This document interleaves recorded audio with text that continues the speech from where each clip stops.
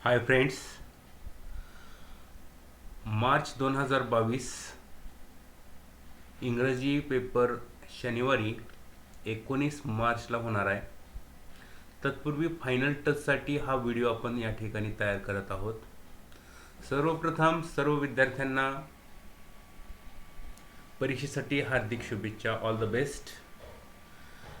महाराष्ट्र शासनानं मागील वर्षी क्वेश्चन बँकची त्या ठिकाणी एक निर्मिती केली होती. फायनल टच म्हणून आपण तो क्वेश्चन बँक पाहणार आहोत. सर्व विद्यार्थ्यांना एक सूचना आहे, पहा हा जो व्हिडिओ आहे तो पूर्ण बघा आणि कशा पद्धतीनं आपण पेपर कव्हर करायचा आहे क्वेश्चन नंबर वाईज हे आपण बघणार आहोत. क्वेश्चन मार्किंग स्कीम बघणार आहोत. उत्तरं कशी लिहायची, काय लिहायची याची संपूर्ण माहिती आपण या व्हिडिओमधून पाहणार आहोत. So without wasting much time let us begin. तर हा क्वेश्चन बँक मागील वर्षी शासनाला दिला होता मार्च 2021साठी. तर त्याचाच अनुषंगानं आपण आज हा व्हिडिओ तयार करत आहोत. पहा, क्वेश्चन नंबर 1 पासून क्वेश्चन नंबर 7 पर्यंत आपल्याला पेपर सोडवताना तो सिरियली सोडवायचा आहे. अधूनमधून प्रश्न घ्यायचे नाहीत. Let us begin. हा प्रॅक्टिस क्वेश्चन बँक सेट आहे, पहा, मार्च 2021साठी. आणि यावर्षी देखील हाच क्वेश्चन बँक शासनानं दिलेला आहे. तर सेक्शन 1 पासून आपण सुरुवात करतोय. पहा, सेक्शन 1 आहे लँग्वेज स्टडीचा. It is for 10 marks.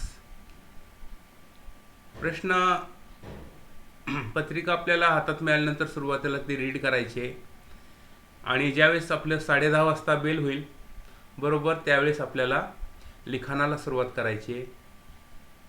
एक गोष्ट लक्षात ठेवा मित्रांनो, आपल्याला क्वेश्चन नंबर फक्त टाकायचा आहे. क्वेश्चन नंबर 1 मध्ये काय आहे, do as directed, attempt any four वगैरे हे काय लिहित बसायचं नाही. आपल्याला just we have to write question number 1A. त्याच्या खाली पहिला आकडा टाकायचा आहे आणि हे जे वाक्य दिलेलं आहे तो आपल्याला फक्त अंडरस्टँडिंगसाठी आहे. काय आहे तर complete the words by using correct letters. Here 4 words are given. 4 शब्द दिलेले आहेत, हे आपल्याला शब्द पूर्ण करायचे आहेत. तर आपल्याला उत्तर लिहिताना हा एक आकडा टाकायचा आहे, त्याच्या खाली एक रोमन अंक टाकून एक आकडा टाकायचा आणि आपल्याला फक्त उत्तर लिहायचं आहे. उत्तर लिहिताना आपल्याला फक्त अक्षर लिहायचं नाही तर तो पूर्ण शब्द आला पाहिजे. For example SLO-LY. लगेच तुमच्या लक्षात आलं असेल की या ठिकाणी W हे लेटर येणार आहे, म्हणजे हा स्लोली शब्द येणार आहे. लिहिताना तुम्ही काय करायचं आहे, SLOWLY आणि W ला अंडरलाईन करायचं आहे. फक्त जर तुम्ही W हे अक्षर लिहिलं तर तुम्हाला मार्क मिळणार नाही, हेही सर्वांनी लक्षात घ्या. दुसरा शब्द आहे FRI-ND. लगेच तुमच्या लक्षात आलं असेल की हा फ्रेंड शब्द आहे. FRIEND. ई हे लेटर येणार आहे. ईला आपल्याला अंडरलाईन करायचं आहे. Third one D-NGER. डेंजर हा शब्द येणार आहे या ठिकाणी, पहा. ए हे लेटर येणार आहे. एला आपल्याला अंडरलाईन करायचं आहे. आणि चौथा शब्द आहे MA-CH. तर काही जणांना या ठिकाणी वाटेल की या ठिकाणी R येईल, मार्च. काही जणांना वाटेल की T येईल, मॅच. Both R correct. दोन्ही बरोबर त्या ठिकाणी असणार आहेत. आपल्याला क्वेश्चन नंबर 1 मध्ये 6 उपप्रश्न आहेत, त्यापैकी कोणतेही 4 सोडवायचे. प्रत्येक उपप्रश्नाला 2 मार्क आहेत. यानंतर जो दुसरा प्रश्न आहे लँग्वेज स्टडी मधला, put the words in alphabetical order. आपल्याला 2 ग्रुप दिलेले आहेत. पहिला group words beginning with different letters. या ठिकाणी पहिल्या ग्रुपमध्ये प्रत्येक शब्दाचं पहिलं अक्षर हे वेगळं असणार आहे, G-W-C आणि F. आता अल्फाबेटिकली आपल्याला होताना लगेच लक्षात येतं की बाबा करेज हा शब्द पहिल्यांदा येणार आहे. 2 नंबरला फॉरगिव्ह येणार आहे. नंबर नेक्स्ट ग्लिसन आणि लास्टला वर्ल्ड. त्याच पद्धतीनं जो दुसरा ग्रुप असणार आहे, दुसऱ्या ग्रुपमध्ये words beginning with same letters. प्रत्येक शब्दाचं पहिलं अक्षर हे सारखं असणार आहे बघा. Bus B, beautiful B, by B, blue B. तर याचं अल्फाबेटिकल लावताना we have to consider the second letter. दुसरं अक्षर काय आहे ते आपल्याला लक्षात घ्यायचं आहे. इथं आहे यू, इथं आहे ई, इथं आहे यू, इथं आहे यल. तर आपल्याला लक्षात आलं की सर्वात आधी हे शब्द येणार आहे ब्युटिफुल. त्यानंतर बघा ब्ल्यू येणार आहे. आता पुढे बघा तुमचं कन्फ्युजन झालं असेल, इथं पण बी यू आहे आणि या ठिकाणी पण बी यू आहे. मग अशा वेळेस आपल्याला पहिला आणि दुसरं अक्षर समान असेल तर आपण तिसरं अक्षर बघतो. इथं यस आहे, इथं वाय आहे. तर ऑब्व्हियसली यस आधी येतं म्हणजे बस येणार आणि लास्टला बाय शब्द येणार आहे. तर या पद्धतीनं हा अल्फाबेटिकलीचा 2 मार्काचा प्रश्न आहे. सहज मार्क या ठिकाणी मिळून जातात. फक्त जर तुम्ही गडबड केली तर मार्क जाण्याची शक्यता नाकारता येत नाही. त्यानंतर तिसरा प्रश्न आहे पंक्च्युएट द फॉलोइंग सेंटेन्सेस. योग्य विरामचिन्ह द्या. 2 मार्काला प्रश्न आहेत. आपल्या टेक्स्टबुक मधीलच हे असणारे वाक्य असणार आहे. फक्त आपल्याला विरामचिन्ह वापरायचे. या ठिकाणी बघा let's go for a walk she said. आपल्याला तिसरा कडा टाकायचा आहे. फक्त हे लिहिण्याची काही गरज नाही, लिहायचंही नाही. त्याच्याखाली पहिला रोमन अंक टाकायचा आहे. आता बघा हे वाक्य बोललेलं आहे. सी सेड तिनं म्हणालेलं आहे. जे वाक्य बोललेलं असतं का नाही ते वाक्य डबल इन्व्हर्टेड कॉमामध्ये लिहितात. इथं डबल इन्व्हर्टेड कॉमा येणार आहे. लेट्सचं यल कॅपिटल येणार आहे. टीच्या नंतर अपॉस्ट्रॉफीचं चिन्ह येणार आहे. Let's go for a walk इथं comma, double inverted comma, she said आणि फुल स्टॉप. अशा पद्धतीनं हे पंक्च्युएशन येणार आहे. दुसरं वाक्य is that so sed Mrs Srivastava. हे मिसेस श्रीवास्तवानं वाक्य बोललेलं आहे. इज दॅट सो हे डबल इन्व्हर्टेड कॉमामध्ये येणार आहे. इज आय कॅपिटल येणार आहे. इज दॅट सो हा व्हर्बल क्वेश्चन आहे. क्वेश्चन मार्क येणार आहे. डबल इन्व्हर्टेड कॉमा कंप्लीट येणार आहे. सेड मिसेसचं एम कॅपिटल येणार आहे. श्रीवास्तवाचं एस कॅपिटल येणार आहे आणि शेवटी फुल स्टॉप येणार आहे. अशा पद्धतीनं हा लँग्वेज स्टडीचा प्रश्न आपल्याला सोडवायचा आहे. आता हा प्रश्न बघा, हा पण प्रश्न सोपा आहे.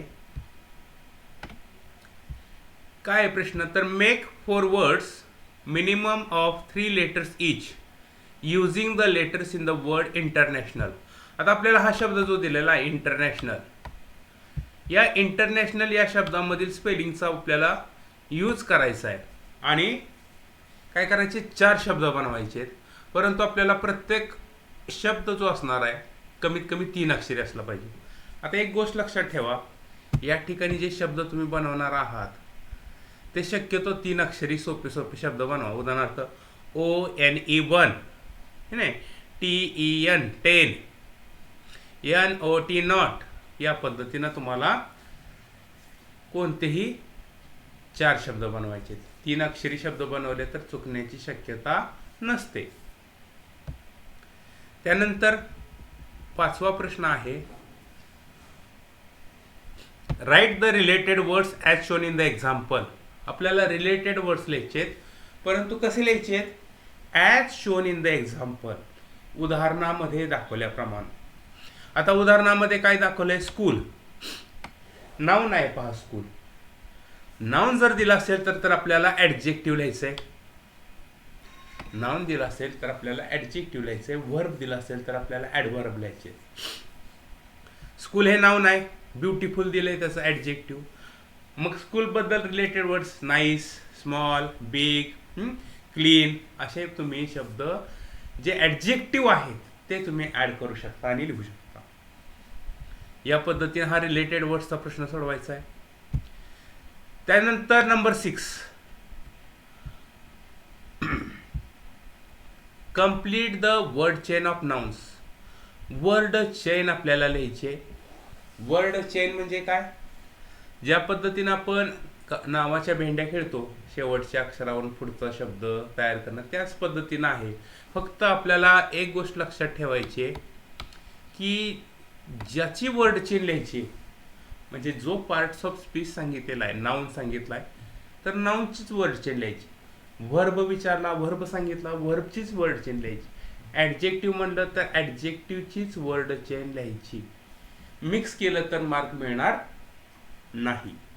तर या ठिकाणी तुम्हाला नाऊनची वर्ड चेन करायला सांगितलेली. कशी करायची तर एक एक्झाम्पल म्हणून तुम्हाला दिलं आहे पहा शब्द वर्ल्ड. हां, आता मग आपल्याला डी या शेवटच्या अक्षरावरून नवीन शब्द तयार करायचा आहे. आपण केला DOOR डोअर. DOOR डोअर हे पण नाऊन आहे. मग आर आलं शेवटी, आर वरून रॅबिट लिहू शकतो, RABBIT. टी आलं, टी वरून टायगर लिहू शकतो. शेवटी आर आलं, आर वरून रोज लिहू शकतो. असे आपल्याला 4 शब्द ॲड करायचे. अशा 6 प्रश्नापैकी कोणतेही आपल्याला 4 बरोबर येणं आवश्यक आहे. 8 मार्काचा हा पहिला उपप्रश्न क्वेश्चन नंबर 1 मधला ए. आता क्वेश्चन नंबर 1 मधला बी बघायचा आहे आपल्याला. क्वेश्चन नंबर 1 मधला बी बघूयात. 2 मार्काला प्रश्न आहे. Do as directed, attempt any one. या दोन्हीपैकी आपल्याला सोडवायचं आहे, ए किंवा बी. या दोन्हीपैकी एक सोडवायचं आहे 1 मार्काला. आता बघा काय आहे इथं, make a meaningful sentence by using the phrase. एक फ्रेज दिलेली आहे, ही फ्रेज तुमच्या असणाऱ्या वाक्यामध्ये वापरायची आणि मिनिंगफुल सेंटेन्स तयार करायचं आहे, अर्थपूर्ण वाक्य तयार करायचं आहे. इन फ्रंट ऑफ म्हणजे च्या समोर. साधं सरळ सिंपल तुम्ही वाक्य लिहू शकता, she lives in front of my home. Okay, she lives in front of my home. मोठं बंबॅस्टिक, त्याला जास्त त्या ठिकाणी वेटेज असणारं, जास्त शब्द असणारच वाक्य असावं असं काहीही नियम नाही. मग हे फ्रेज तर लिहा, किंवा त्याला और प्रश्न काय आहे तर add a clause to the following sentence to expand it meaningfully. आता हे वाक्य दिलेलं आहे, ह्या वाक्याला आपल्याला क्लॉज ॲड करायला सांगितलेला आहे. तर क्लॉज, सबऑर्डिनेट क्लॉज ॲड करताना who, which, what, if, unless, that या शब्दांपैकी कुठल्याही एका शब्दांना आपण वाक्य क्लॉज जोडून ते एक्सपांड करू शकतो. आता बघा, I know of a school boy. I know of a school boy म्हणजे मला एक शाळकरी मुलगा माहित आहे, हु इज व्हेरी क्लेवर. झालं, तुम्हाला फक्त त्या ठिकाणी वाक्य लिहायचं आहे, I know of a school boy who is very क्लेवरला तुम्ही अंडरलाईन करा, मिळाला मार्क. मग तुम्ही एकतर फ्रेज वापरा किंवा क्लॉज करा, या दोन्हीपैकी तुम्हाला एक लिहायचं. सोपं आहे. त्यानंतर दुसरा प्रश्न आहे, add a prefix or suffix to make new words. 2 शब्द दिले जाणार आहेत. मग ह्या 2 शब्दाला एकतर प्रेफिक्स लावा किंवा सफिक्स लावा. दोन्ही प्रेफिक्स लावले तरी चालतील, दोन्ही सफिक्स लावले तरी चालतील, एक प्रेफिक्स एक सफिक्स लावला तरी चालेल. आता डार्क पासून आपण डार्कनेस सफिक्स लागला नेस, आणि ब्युटी पासून ब्युटीफुल. फक्त हे जे शेवटी वाय आहे त्या वायचं रूपांतर आय होतं आणि पुढे FUL लागतं. झालं. या पद्धतीनं प्रेफिक्स और सफिक्स लावा. किंवा ह्याला और प्रश्न आहे पहा, make a meaningful sentence using any one of the following words. या दोन्हीपैकी डार्क किंवा ब्युटी या दोन्हीपैकी कुठलाही एक शब्द वाक्यात वापरायचा आहे. उदाहरणार्थ डार्कसाठी it is so dark outside. We saw the beauty of nature. आणि जे ब्युटी आहे किंवा डार्क आहे त्याला आपल्याला अंडरलाईन करायची. या दोन्हीपैकी एक प्रिफिक्स सफिक्स वापरा किंवा हे वाक्यात वापरा, दोन्हीपैकी एक. 1 मार्कासाठी हा प्रश्न आहे. तर अशा पद्धतीने हा लँग्वेज स्टडीचा 10 मार्काचा प्रश्न आहे. एकही मार्क या ठिकाणी जाणार नाही पहा, एकही मार्क या ठिकाणी जाणार नाही. तुम्ही हा व्हिडिओ व्यवस्थित काळजीपूर्वक शेवटपर्यंत पहा, भरपूर तुम्हाला मार्क्स मिळतील. आता त्याच्यानंतर या पद्धतीनं या दुसरा सेट आहे पहा लँग्वेज स्टडीचाच. तर ह्याची फास्ट घेऊयात आपण. CHECK चेक, त्यानंतर बघा GROUP group, COUNT count, ROYAL royal. या पद्धतीने शब्द येतील. जे अक्षर या ठिकाणी वगळलेलं आहे त्याला आपल्याला अंडरलाईन करायचं. अल्फाबेटिकली लावा. पहिला ग्रुप आहे words beginning with same different letters. दुसरा आहे words beginning with same letters. त्यानंतर पंक्च्युएशनचा प्रश्न आहे, सांगितलेला आहे त्या पद्धतीनं बघा. त्यानंतर अर्बनायझेशन हा शब्द दिलेला आहे, यातील स्पेलिंगचा यूज करायचा आहे. आणि काय करायचं आहे, आपल्याला 4 शब्द बनवायचे आहेत, कमीत कमी 3 अक्षरी. तर ते तुम्ही सोडवा लगेचच. त्यानंतर 5वा प्रश्न आहे रिलेटेड वर्ड्सचा. या ठिकाणी पण ब्लँकेट हे नाउन दिलेलं आहे आणि त्याचा ॲडजेक्टिव्ह दिलेला आहे. पहा, वेट, ओली ब्लँकेट है ना, ब्युटिफुल, नाईस, सॉफ्ट, अशा पद्धतीनं तुम्ही काय करू शकताय, ॲडजेक्टिव्ह लिहू शकताय. त्यानंतर next number 6, complete the word chain of noun. नाउनची वर्ड चेन आपल्याला लिहायची.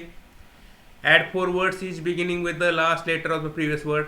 आपण जसं भेंड्या खेळतो तसं. नेक, के आलं, नाउन आहे, केच पासून काईट आलं, ई आलं, KITE, ई वरून एलिफंट आलं, टी वरून टायगर आलं, आर वरून रॅबिट आलं, रोज आलं. काही तुम्ही लिहू शकताय, फक्त ते नाउन असले पाहिजेत. या ठिकाणी तुम्ही एक गोष्ट लक्षात ठेवा, मुलाचं मुलीचं नाव तुम्ही लिहू शकणार नाही किंवा लिहिलं तर मार्क मिळणार नाही. आपल्याला नाउन म्हणजे नाम लिहायचंय, प्रॉपर नाउन लिहायचं नाही. त्यानंतर नेक्स्ट पहा, question number 1B, do at directed attempt anyone. एक करायचंय. या ठिकाणी एक फ्रेज दिले, टू बिलॉंग टू म्हणजे मालकीचे असणे. ही आपल्याला फ्रेज आपल्या वाक्यात वापरायची. This bag belongs to me. इथं टू लिहायची गरज नाही किंवा लिहायचं नाही. दिस बॅग बिलॉंग्स, BELONGS, कारण सिंपल प्रेझेंट टेन्स आहे, मूळ क्रियापदाला SES प्रत्यय लागतो. ही सीट असल्यानंतर this bag belongs to me. या पद्धतीनं आपण ते वाक्य करा. किंवा add a clause to the following sentence to expand it meaningfully. एक वाक्य दिलंय, आय डोंट नो, मला माहित नाही. काय माहित नाही ते तुम्ही आला त्या ठिकाणी क्लॉज ॲड करायचं आहे आणि एक्सपांड करायचं आहे. तर I don't know where the boy was going. तो मुलगा कुठं चाललाय मला माहित नाही. या पद्धतीनं. त्यानंतर next prefix suffix. Possible, impossible येतं पहा, IMPOSSIBLE. लकी, अनलकी किंवा लकीली, फक्त वायचं शेवटी आय होतं हे लक्षात ठेवा. किंवा तुम्हाला पॉसिबल आणि लकी, पॉसिबल आणि लकी यापैकी कुठलाही एक शब्द तुमच्या वाक्यामध्ये वापरा. आय एम व्हेरी लकी असं जरी लिहिलं तरी 1 मार्क तुम्हाला मिळू शकतो. तर या पद्धतीनं हा लँग्वेज स्टडीचा भाग व्यवस्थित सोडवायचा आहे. 10 पैकी 10 मार्क तुम्हाला मिळणारच. ठीक आहे. तर हा क्वेश्चन नंबर 1 झाला. आता क्वेश्चन नंबर 2 ला आपण सुरुवात करूयात. बघा मित्रांनो, संपूर्ण व्हिडिओ जर पाहिला तर तुमच्या नक्कीच उद्याच्या परवाच्या येणाऱ्या पेपरमध्ये भरपूर तुम्हाला मार्क मिळणार आहेत, याची मला खात्री आहे 100%. फक्त व्यवस्थित विथ कॉन्सन्ट्रेशन बघा. आता बघा क्वेश्चन नंबर 2 आहे पहा, टेक्स्च्युअल पॅसेजेस. आपल्याला जे आपलं टेक्स्टबुक आहे त्याच्यामधील 2 पॅसेज येणार आहेत 20 मार्काला. अतिशय सोपं साधं आहे पहा. उत्तर लिहिताना क्वेश्चन नंबर 2A, त्याच्या खाली A1 आकडा टाका आणि हे A1 प्रश्न काय दिलाय हे लक्षात घ्या.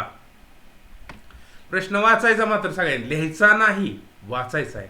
काय आहे बघा, state whether the following statements are true or false.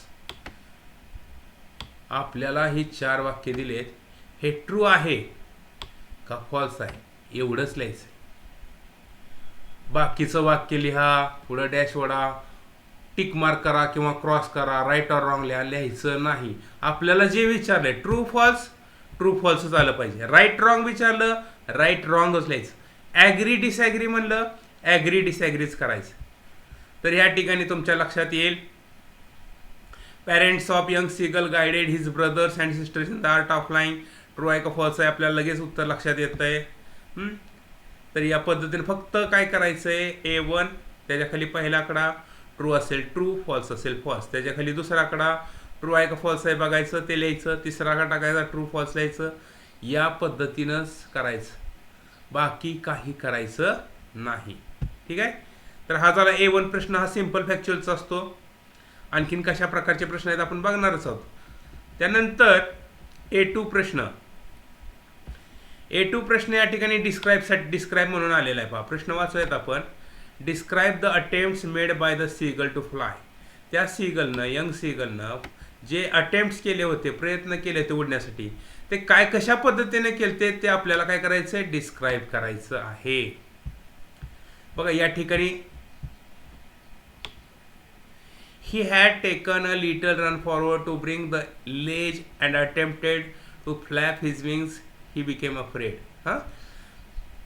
The great expanse of the sea stretched down beneath and it was such a long way down.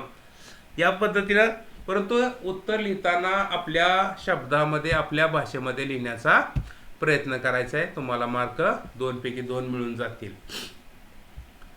यानंतर A3 प्रश्न जो आहे हा कॉम्प्लेक्स वोकॅब्युलरी बेस्ड क्वेश्चन आहे. अतिशय सोपा आहे.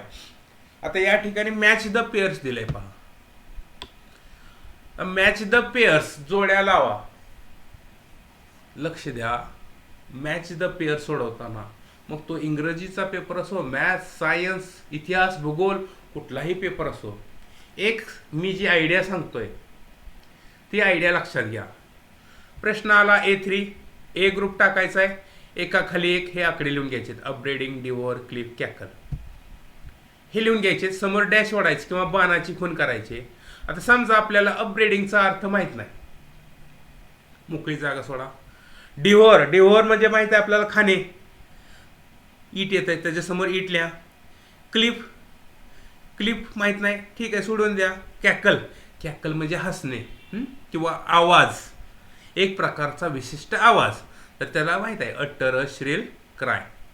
मग क्लिपवरून आपल्याला लगेच लक्षात येतं की क्लिफ म्हणजे काय आहे, तर a high steep face to a rock, ते आलं. आणि अपब्रीडिंगचा ज्याचा अर्थ माहीत नव्हता तो राहिलेला शब्द स्क्वल्डिंग. एखादा शब्दचा अर्थ आपल्याला माहीत नसेल तर तो या पद्धतीने आपल्याला मॅच द पेअर्समध्ये सोडवता येतो. आणि लिहिताना बाणा खुणा करायचे नाहीत. ए ग्रुप लिहायचा, त्याच्यासमोर डॅश ओढा किंवा बाणाची खून करा आणि उत्तर लिहायचे समोर. ठीक आहे.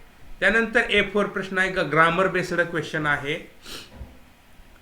Choose the correct options for the following. पहा या ठिकाणी वाक्य एबल टू अनएबल टू आहे.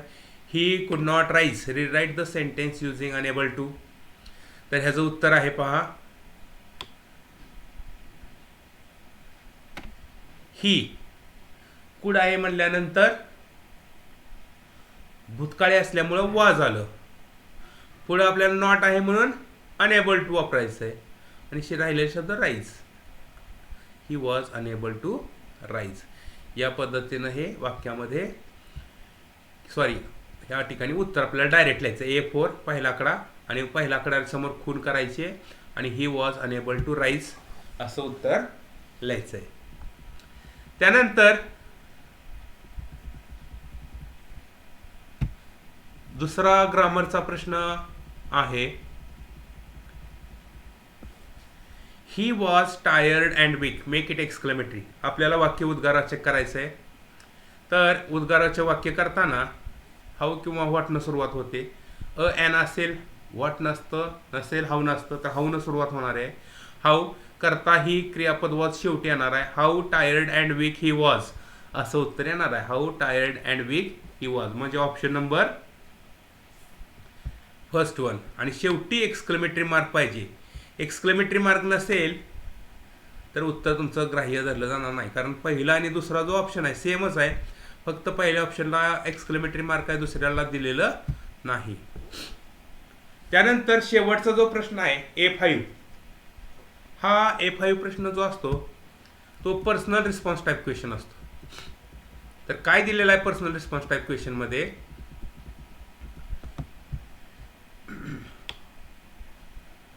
What is your favourite bird आणि व्हाय. तुमचा फेवरेट बर्ड विचारलेला आहे. आवडता पक्षी कोणता आहे. माय फेवरेट बर्ड इज पिकॉक.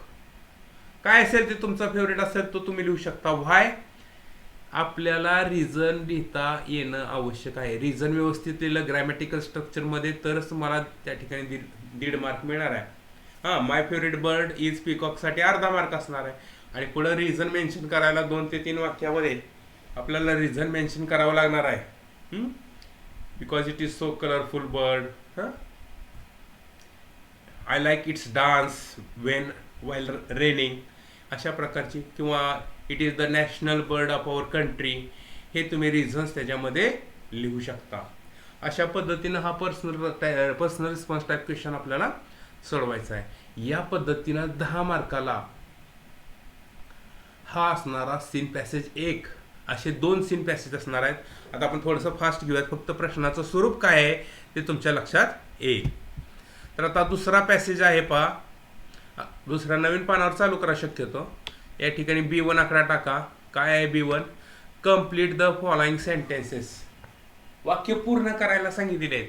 उत्तर फक्त या ठिकाणी चालणार नाही, आपल्याला हे पूर्ण लिहायचं आहे. Late us March from ignorance हे लिहायचं आहे. आणि जे उत्तर आहे त्या उत्तराला आपल्याला अंडरलाईन करायचे. लेट अस मार्च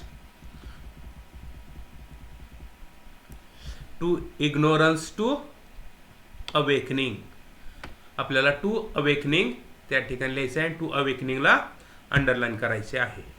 या पद्धतीनं बाकीचे प्रश्न सोडवायचे.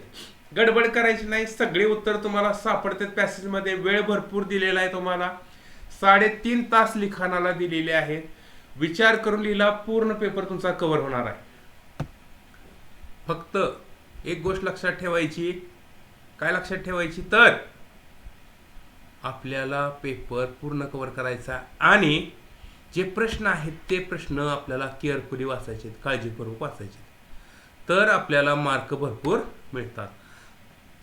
लक्षात आला? कम्प्लीट द फॉलोइंग सेंटेन्सेसचा प्रश्न. त्यानंतर कम्प्लीट द फॉलोइंग वेब, एक वेब डायग्राम दिलेली आहे. ही वेब डायग्राम पूर्ण करा. आहे त्याच्यामध्ये उत्तर, पॅसेजमध्ये उत्तर आहेत. A1 A2 B1 B2 उत्तर आपल्याला लगेच सापडणार आहेत. Honourable Kailash Satyarthi calls for a march from, आपल्याला मार्च करायचं आहे म्हणजे पुढे जायचं आहे. कुठं जायचं आहे ते त्याच्यामध्ये दिलेलं आहे. From ignorance to awakening, darkness to light, exploitation to education, ते दिलेलं आहे सगळं. फक्त आपल्याला बघून लिहायचं आहे त्या ठिकाणी. आणि एक गोष्ट आणखी महत्त्वाची एक सांगायची राहिली, हा जो आपल्याला वेबचा प्रश्न आहे का नाही, याला आपल्याला डायग्राम काढावीच लागणार आहे. याच पद्धतीने डायग्राम काढण्याचा शक्यतो प्रयत्न करायचा आहे आणि पेनानंच डायग्राम काढायची. पेन्सिलचा वापर शक्यतो करू नका, पेनानंच ही डायग्राम काढा. तर या पद्धतीने हा B2चा प्रश्न सर्वांनी सोडवायचा आहे. B3, आता B3 प्रश्न व्होकॅब्युलरी बेस्ड आहे. प्रश्न वाचला की लक्षात येतं तुमच्या लगेच. काय आहे पहा, write the noun forms of the following from the passage. इथं या ठिकाणी जे शब्द दिलेत त्यांचे नाउन रूप, नाउन म्हणजे नामरूप काय दिलेले आहेत ते लिहायचे. आता बघा, डार्क या शब्दाचा नाउन लगेच आपल्याला लगेच सापडतोय, डार्कनेस, ते लिहायचं समोर. डार्क लिहायचं, समोर डॅश ओढायची, डार्कनेस. एक्सप्लॉइटचं एक्सप्लॉयटेशन आहे, एज्युकेटचं एज्युकेशन आहे, इग्नोरचं इग्नोरन्स आहे, लगेच सापडतं बघा. या पद्धतीनं तुम्ही ते सोडवा. त्यानंतर नेक्स्ट ग्रामर बेस्ड क्वेश्चन काय आहे पहा. Let us democratise knowledge. Choose the correct question tag and rewrite the sentence using it. तर पहा, आपल्याला क्वेश्चन टॅग करायचं. ह्याचं क्वेश्चन टॅगमध्ये एक नियम आहे पहा. माझ्या एक व्हिडिओमध्ये मी क्वेश्चन टॅग सेपरेट भाग घेतलेला आहे. त्याच्यामध्ये सांगितलेलं आहे की वाक्याची सुरुवात जर लेट अस या शब्दानं झाली असेल तर त्याचा क्वेश्चन टॅग होतो शाल वी. लक्षात ठेवा, लेट अस असेल सुरुवात, त्याचा क्वेश्चन टॅग शाल वी होतो. आणि इम्परेटिव्ह सेंटेन्स असेल, गिव्ह, टेक, रीड, राईट, तर त्याचा क्वेश्चन टॅग विल होतो. हे लक्षात ठेवा. त्यानंतर next, may I please request you to put your hand close to your heart. You underline the infinitive. Infinitive म्हणजे क्रियापद, त्याच्यापूर्वी टू हा प्रत्यय आलेला असतो.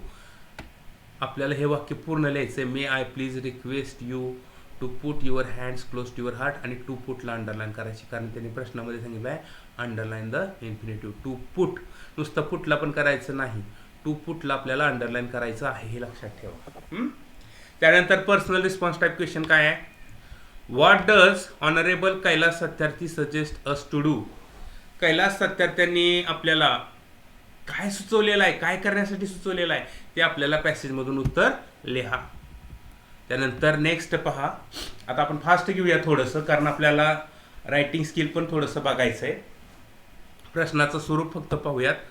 पहिला प्रश्न आहे, write whether you agree or disagree with the statements. 4 वाक्य दिलेले आहेत. या 4 वाक्यामध्ये तुम्ही ॲग्री आहात का डिसॲग्री आहात? या वाक्याशी सहमत आहात का असहमत आहात? इथं ट्रू फॉल्स लिहायचं नाही, राईट रॉंग लिहायचं नाही, ॲग्री किंवा डिसॲग्री एवढंच तुम्हाला लिहायचं आहे. बघा. त्यानंतर नेक्स्ट या ठिकाणी एक वेब डायग्राम दिले पहा. Complete the following web. 2 valuable assets for setting goals. लगेच सापडते आपल्याला उत्तर. बघा या ठिकाणी 2 valuable assets, a sense of originality आणि a stepping stone to illuminate the path. हे 2 व्हॅल्युएबल ॲसेट्स आहेत, ते लिहू शकता. त्यानंतर नेक्स्ट हा प्रश्न एक बघा, सगळ्यांनी बऱ्याच वेळा विचारला जातो पहा. काय प्रश्न? Write the adjectives of the following. सक्सेसचं ॲडजेक्टिव्ह काय आणि नेचरचं ॲडजेक्टिव्ह काय? तर सक्सेसचं सक्सेसफुल होतं आणि नेचरचं नॅचरल होतं, हे एक लक्षात ठेवा. त्यानंतर ग्रामर बेस्ड क्वेश्चन आहे पहा. ग्रामर बेस्ड क्वेश्चनमध्ये पहिला आहे पहा, they have to have the skill and the will. Use not only but also. आपल्याला लिहिताना बघा, they have to have not only the skill, and काढून टाकायचं अँडच्या ऐवजी, बट ऑल्सो द विल, हे लिहायचं आहे. आणि दुसरं वाक्य जे आहे, we shall not achieve our goals. We shall not achieve our goals. Question tag. तर या ठिकाणी शाल हे सहाय्यकारी क्रियापद दिलेलं आहे, शाल येणार. पुढे नॉट दिलेलं आहे म्हणजे क्वेश्चन टॅग होकारार्थी होणार, शाल वी, हे त्याचं उत्तर येणार आहे. जर नॉट नसतं तर शँट वी आलं असतं, पण नॉट असल्यामुळं शाल वी येणार आहे. या प्रश्नाचा अर्थ समजून घेऊया. A5 personal response type question. Write your any one goal and what do you do to achieve it. तुमचं काय ध्येय आहे आणि ते ध्येय प्राप्त करण्यासाठी तुम्ही काय करा, हे लिहा. त्यानंतर दुसरा पॅसेज पहा. आता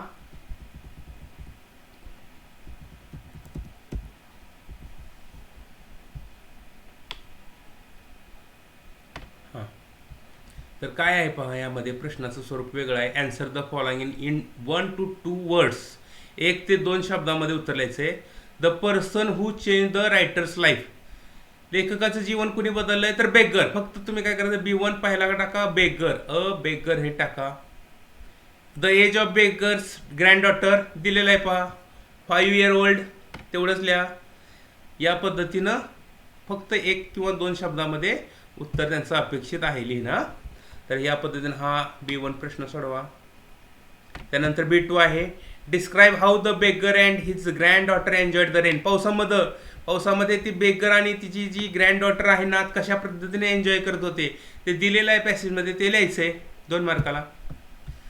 त्यानंतर अँटोनिम्स, राईट अँटोनिम्स. पहा हा प्रश्न लिहिताना B3 लिहा.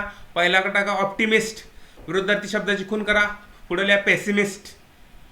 Unhappy, opposite word, opposite mark करा. अनहॅपीचे विरुद्धार्थी हॅपी, लिहून टाका. त्यानंतर next grammar based question. She could see it able to. तर ह्याचं उत्तर आहे पहा, she was able to see it. दुसरं वाक्य, I use to give my leftovers to this beggar every day. Use would. आपल्याला वुड वापरताना used टूच्या ऐवजी फक्त वुड वापरायचं. I would give my leftovers. आणि कधी दिलं जातं I would give my left overs असं दिलं जातं आणि म्हटलं जातं युज्ड टू. तर वुड काढायचं, त्याऐवजी युज्ड टू वापरायचं, कारण ते अर्थ एकच आहे. वुड आणि युज्ड टूचा अर्थ एकच आहे. हॅबिच्युअल पास्ट म्हटलं जातं याला. त्यानंतर next, who is your role model, why. तुमचा रोल मॉडेल कोण आहे, आदर्श व्यक्ती कोण आहे आणि व्हाय, का, याचं उत्तर आपल्याला लिहायचं आहे. 3 ते 4 वाक्यात लिहायचं आहे, ग्रॅमॅटिकली मिस्टेक करायची नाही. तर अशा पद्धतीनं हा क्वेश्चन नंबर 2 झाला. आता क्वेश्चन नंबर 3 पोएट्री सेक्शन 10 मार्काचा आहे. आता ह्याच्यामध्ये क्वेश्चन नंबर 3 ए 11 टाका, A1 लिहा, 1 2 3 4. काय प्रश्न आहे वाचायचा व्यवस्थित. Write whether the following statements are true or false. 4 वाक्य दिलेत, ती ट्रू आहेत का फॉल्स आहेत हे लिहायचे. उदाहरणार्थ बघा, the child wants to sow the seeds of moonlight behind his house. घराची पाठीमागे त्याला चंद्रबिया पेरायच्या होत्या का? नाही. Both sides of the roads. त्यामुळे हे वाक्य फॉल्स आहे. पहिला का टाकायचा? False lies. या पद्धतीनं ट्रू आहे का फॉल्स आहे व्यवस्थित विचार करून तुम्हाला उत्तरं लिहायची आहेत. त्या ठिकाणी दुसरा प्रश्न, complete the web diagram. Web diagram काढायची आपल्याला. The child wishes to sow the seeds of moonlight because. का पेरायची होती? तर त्याचे एक कारण बघा या ठिकाणी लगेच आपल्याला सापडत आहे.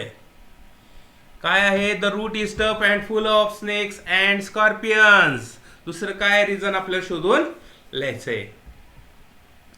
त्यानंतर A3 प्रश्न, name the figure of speech. कुठला फिगर ऑफ स्पीच आहे? अलंकार कुठला आहे? तर हा अलंकार आहे personification. O moon give me moonlight.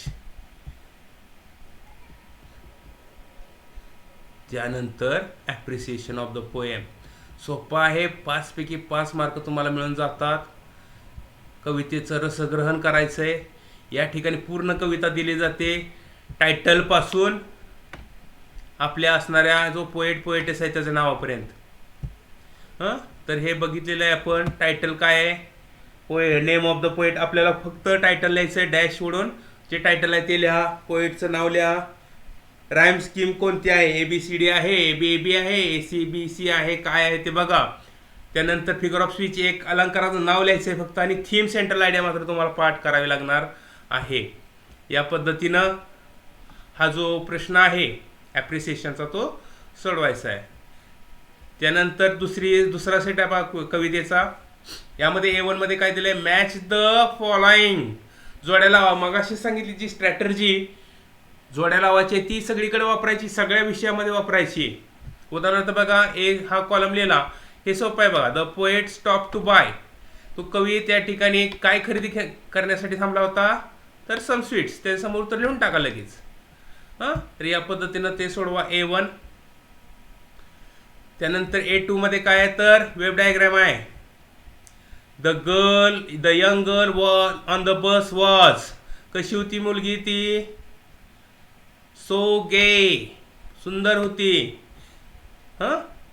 So fair. या पद्धतीनं तुम्हाला हॅड दिलेले आहेत. हॅड करून कुठलं वाक्य येतं ते बघा. Had 1 leg. या पद्धतीनं तुम्हाला हा जो वेब डायग्राम आहे ती काढायची आणि लिहायची. त्यानंतर A3, write the rhyming word from the above stanza for. हेअरला रायमिंग वर्ड फेअर आहे, ब्लाइंडला काइंड आहे, ते लिहायचं समोर डॅश सोडून एका मार्काला. आणि त्यानंतर ॲप्रिसिएशन ऑफ द पोएम आहे. The twins. ही कविता दिलेली आहे, पूर्ण नाव दिलेलं आहे कवितेचं, कवीचं नाव दिलेलं आहे. राईम स्कीम कुठली आहे, फिगर ऑफ स्पीच कोणता आहे, थीम सेंट्रल आयडिया लिहायची. त्यानंतर ज्या पद्धतीनं आपण सीन पॅसेज पाहिले त्याच पद्धतीनं non textual passage, unseen passage आहेत का, कशा पद्धतीने रचना आहे. क्वेश्चन नंबर 4A 11 टाकायचा बघा, म्हणजे आपल्या लक्षात राहतं काय राहिलं काय नाही. क्वेश्चन नंबर टाकायचा मोठ्या अक्षरात टाकायचा, म्हणजे आपल्याला चेक करता येतं. क्वेश्चन नंबर 4A टाकायचा, A1 लिहायचं. हे लिहायची गरज नाही. Complete the following sentence. वाक्य पूर्ण करा. फक्त उत्तर लिहून चालणार नाही. वाक्य लिहायचं, जे उत्तर असेल त्या उत्तराला आपल्याला काय करायचंय, अंडरलाईन करायचंय. हे बघा. त्यानंतर A2, how do sparrows take bath. जी चिमण्या असतात ते आंघोळ कशा पद्धतीने करतात, डस्ट बाथ. डस्ट बाथ कसे करतात, या ठिकाणी उत्तर आहे पहा. Sparrows will first scratch a whole in the ground. या ठिकाणी उत्तर तुम्हाला लगेच सापडते, लगेच बघायला मिळतंय. ते लिहा. नेक्स्ट हा प्रश्न एक बघा. Find out adjectives for the following nouns from the passage. काळजीपूर्वक बघा हा प्रश्न काय आहे. हे नाउन्स दिलेले आहेत आपल्याला 4. सॉन्ग, वॉटर, बर्ड आणि स्पेसिस. याला ॲडजेक्टिव्ह शोधून लिहायचे. आता सॉन्ग साठी कुठलं ॲडजेक्टिव्ह आहे तर आपल्याला शोधायचं आहे पॅसेजमध्ये. तर साधारणपणे जे आपलं नाऊन असतंय त्या नाऊनच्या आधीच तो ॲडजेक्टिव्ह आलेला असतो. सॉरी,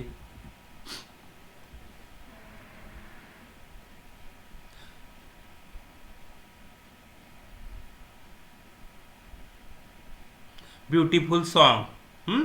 या पद्धतीनं बघा, पॅसेजमधलाच ॲडजेक्टिव्ह आपल्याला पाहिजे, हे गोष्ट सर्वांनी लक्षात ठेवायची आहे. आपल्या मनानं दुसरा चालणार नाही, तो तुम्हाला शोधून लिहिता येईल. तर या पद्धतीने तो प्रश्न सोडवा. त्यानंतर नेक्स्ट प्रश्न बघा, काय प्रश्न बघा दुसरा पुढचा. Do as directed. A sparrow is a small bird which is found throughout the world. Underline the subordinate clause. वाक्य लिहायचंय पूर्ण, आणि जे उत्तर आहे किंवा जे सबऑर्डिनेट क्लॉज आहे त्याला अंडरलाईन करायचं आहे. मग अशीच मी तुम्हाला लँग्वेज स्टडीमध्ये सांगितलेलं होतं, what, which, who, that, if, unless याने जे वाक्य जोडलेलं असतं त्याला अंडरलाईन करायचे. म्हणजे या वाक्यात हे पूर्ण वाक्य लिहायचं आणि which is found through out the world याला अंडरलाईन करायची. झालं उत्तर तुमचं. Next, female sparrows lay 4 to 6 eggs at a time. Frame a WH type question to get underlined part as answer. जे अधोरेखित केलेला भाग आहे हे उत्तर येईल असा प्रश्न तयार करायचा आहे. How many eggs do female sparrows lay at a time? असा प्रश्न या ठिकाणी तयार होतोय. Next, we have to save the birds. Do you agree with this statement? Why? आपल्याला पक्षी वाचवले पाहिजेत या स्टेटमेंटशी तुम्ही सहमत आहात का आणि का, याचं रिझन आपल्याला लिहिणं आवश्यक आहे. It is a part of nature. Birds can create balance in the nature. हे कारण तुम्ही यामध्ये लिहू शकताय. त्यानंतर या प्रश्नाकडे लक्ष द्या बघा. एवढा 10 मार्काचा पॅसेज आणि हा प्रश्न फक्त 5 मार्काचा आहे. बऱ्याच जणांचा बघायचाच राहतो आणि तो तसाच प्रश्न 5 मार्काचा लिहायचा राहतो. म्हणून म्हणले मोठ्या अक्षरात टाका. Question number 4B summary writing 5 मार्काचा प्रश्न आहे. जो अनसीन पॅसेज आहे त्या अनसीन पॅसेजचीच आपल्याला समरी लिहायची आहे. 5 मार्काचा प्रश्न आहे. समरी कशी लिहायची तुम्ही माझ्या ज्या यूट्यूब चॅनल आहे माझं त्याच्यावरती सर्च करू शकता. अतिशय सोप्या साध्या भाषेमध्ये हाऊ टू राईट समरी हे दिलेलं आहे, तुम्ही पाहू शकताय. देन नेक्स्ट, दुसरा अनसीन पॅसेज आहे. काय दिलेलं आहे? Question number 4A true or false. 4 वाक्य दिले, ट्रू ऑर फॉल्स आहेत लिहायची. ट्रू असेल ट्रू, फॉल्स असेल फॉल्स. सॉरी. त्यानंतर complete the verb, complete the web diagram. Web diagram काढायची आणि ती वेब डायग्रॅम पूर्ण करा. याच पद्धतीनं काढायची. नेक्स्ट, A3 प्रश्न. Find out describing words from the passage for the words given below. Exercise, lifestyle, ride आणि फिजिशियन याला डिस्क्राइबिंग वर्ड्स कोणते वापरलेत पॅसेजमध्ये तेच लिहायचे. आता उदाहरणार्थ एक्झरसाइज आहे, एक्झरसाइजला हेवी हा शब्द आहे, हेवी एक्झरसाइज असं त्या ठिकाणी येणार आहे. फिजिशियनला रॉयल फिजिशियन येणार आहे. या पद्धतीनंच लिहायचंय, मनाने दुसरं लिहायचं नाही. त्यानंतर next, king Krishnadevaraya would perform heavy exercise every morning. Used to, मग अशी सांगितलं तुम्हाला वुड असेल, वुडच्या जागी आपल्याला युज्ड टू वापरायचं आहे. Then next, they advise the king to regulate his diet. To regulate हे इन्फिनिटिव्ह आहे, त्याला अंडरलाईन करायचं वाक्य लिहून. आणि what are the benefits of daily exercise. दररोज व्यायाम केल्यानंतर त्याचे काय फायदे होतात, हेल्दी होतो, काय होतं ते तुम्हाला आपल्या 4 वाक्यामध्ये कमीत कमी लिहिणं आवश्यक आहे. आणि त्यानंतर समर रायटिंगचा प्रश्न आहे. Read the passage given in question number 4A and write the summary of it. He summary लिहायची. ठीक आहे. तर हा झाला भाग सगळा क्वेश्चन नंबर 4चा. आता रायटिंग स्किल चालू होत आहे. तर रायटिंग स्किलमध्ये आपण रायटिंग स्किल दुसऱ्या व्हिडिओमध्ये पाहूयात. हा पहिला व्हिडिओ आपण या ठिकाणी थांबवतोय. लगेचच थोड्या वेळात दुसरा व्हिडिओ पण आपण अपलोड करणार आहोत. क्वेश्चन नंबर 1 to 4 हा पहिल्या व्हिडिओमध्ये झालेला आहे आणि क्वेश्चन नंबर 5 रायटिंग स्किल आहे ते आपण दुसऱ्या व्हिडिओमध्ये आपण पाहणार आहोत. ओके, लगेच हा दोन्ही व्हिडिओ पहा सर्वांनी. Okay, bye.